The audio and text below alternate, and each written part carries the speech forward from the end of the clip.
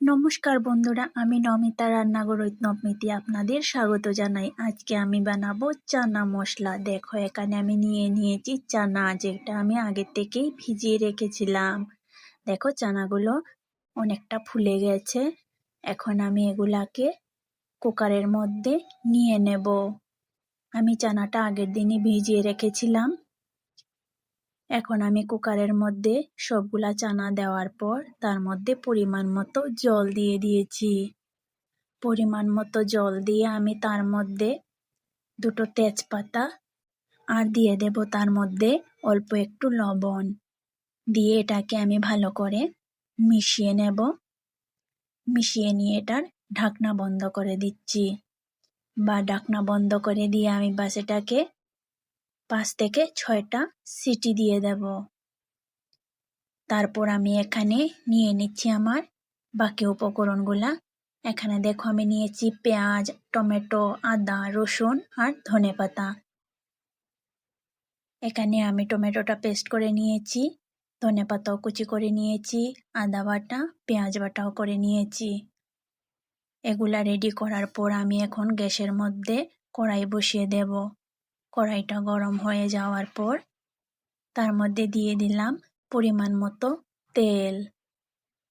তেলটা গরম হয়ে যাওয়ার পর আমি তার মধ্যে দিয়ে দেব দুটো শুকনো লঙ্কা আর দিয়ে দিয়েছি আধা চামচ গোটা জিরে।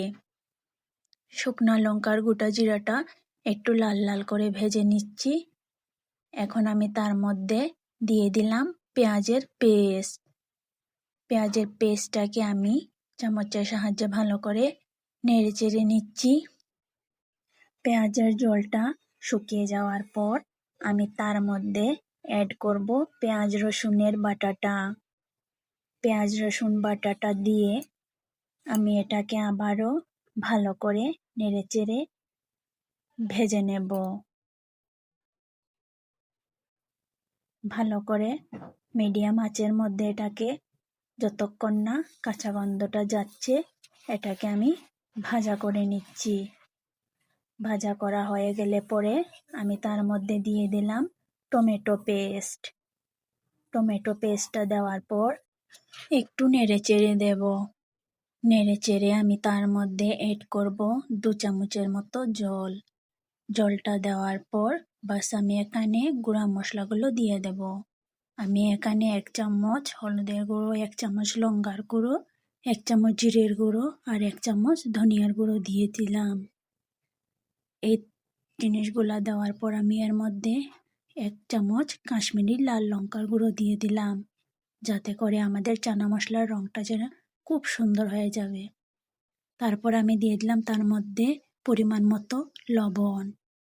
আমি এখানে লবণের মাত্রাটা কমিয়ে দিয়েছি, কারণ চানা সেদ্ধ করার সময়ও আমি তাতে লবণ দিয়েছি। বাস এই সবগুলাকে এখন ভালো করে কষিয়ে নিতে হবে।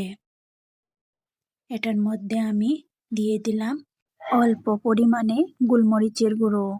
বাস এটাকেও আমি ভালো করে মিশিয়ে নেব আর নেড়ে চেড়ে এটাকে মিডিয়াম আঁচের মধ্যে কষিয়ে নেব।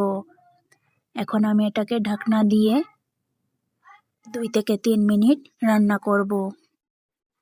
এদিকে দেখো চানাটা সিদ্ধ হয়ে গেছে।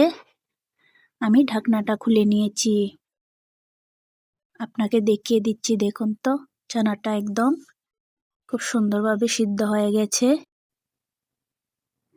এই যে দেখো একদম সফট সফট হয়ে গেছে। বাস এটাকে আমি এখন রেখে দিয়ে মশলাটাকে দেখে নিচ্ছি।